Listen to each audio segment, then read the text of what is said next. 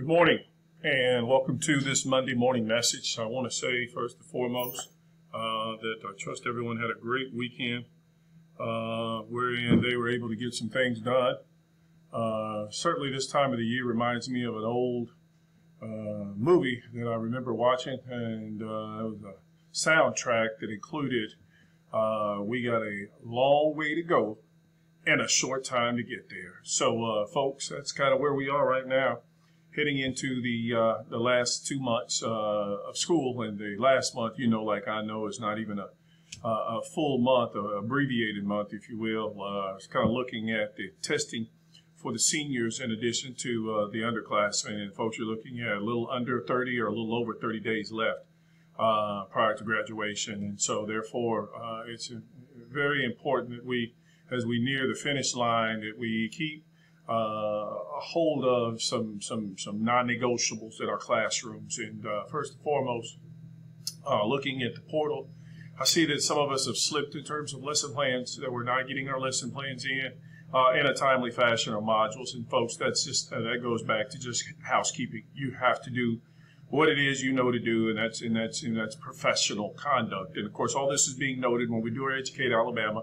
And of course, if you recall, there's a summation period in respect to looking at this, to where in which you are being graded.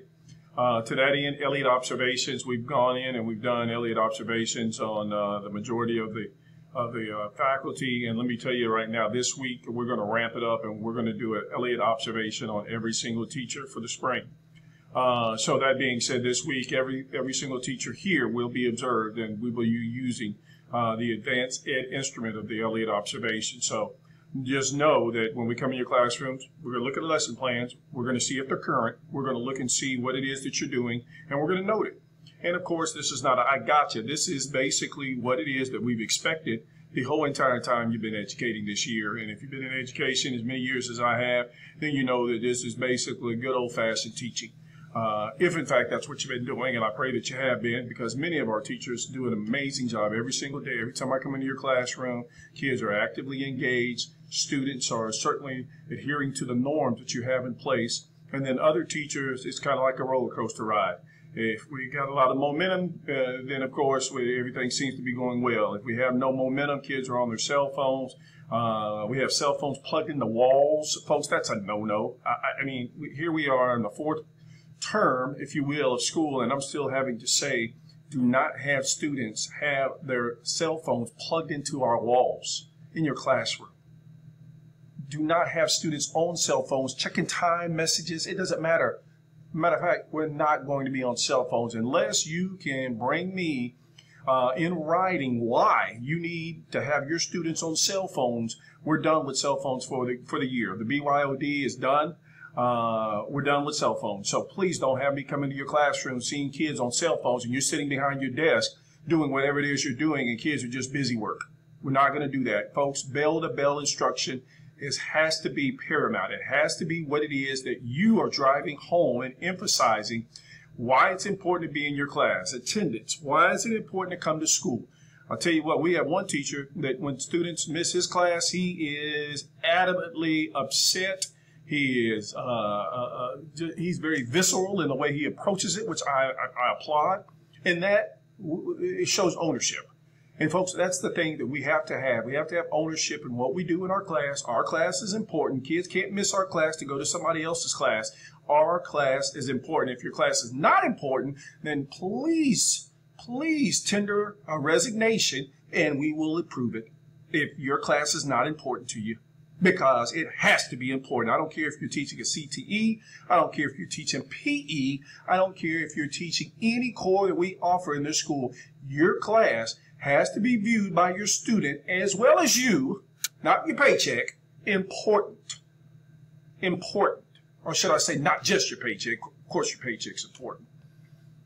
So just as a recap, please know that you will be observed, and we're going to continue to observe, in addition to making sure that your lesson plans and your modules are at point. In addition to no cell phones unless you can provide in writing in administration how they're going to be monitored and used for instructional purposes. And supervision is critically important as, again, we end the school year. Folks, we have to ramp up what it is we do. I don't see teachers standing at the doors during transition. Supervision is a part of that. If you see 4 or 5 kids dart into a restroom, you gotta know something may be going on. Why don't you just stick your head in there? Because 9 times out of 10, if something's going to go on, usually they're trying to do it in the restroom or a place where they're not going to be seen.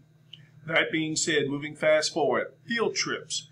We are not going to do any field trips in the month of May unless it is state mandated by the Alabama High School Athletic Association or some other entity. No field trips in May. We need to focus on, again, core instruction, providing students with current standards that hopefully are taking us to the finish line.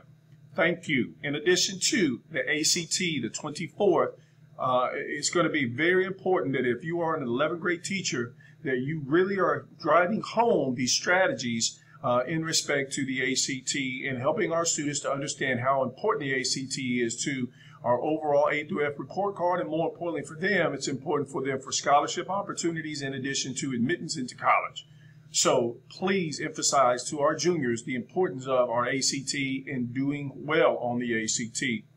If you are a teacher that's between the girls and boys PE down in the art room, or Miss Latham with Career Prep, Miss Mason, that area down there, as you can see, is basically a construction site. Please tell your students, do not walk in the construction site area, to stay underneath the awnings for safety purposes. Please communicate that to your students. In addition to, once we get that area completed, we're not going to be parking back there. They are going to beautify that whole area back there, and it's not going to turn into a parking lot. So teachers, I hate to inconvenience, but at the end of the day, we're going to ask that you continue parking in the teacher's parking lot, and when that area is completed, we're not going to turn it back into a parking lot. So that being said, I trust everybody will have a great day, a great week. If there are any questions about anything that I've tried to communicate today, do not hesitate to reach out to administration. That being said, here at Pinson Valley High School, as we always note, we will continue to promote achievement, respect, and success. Have a blessed day.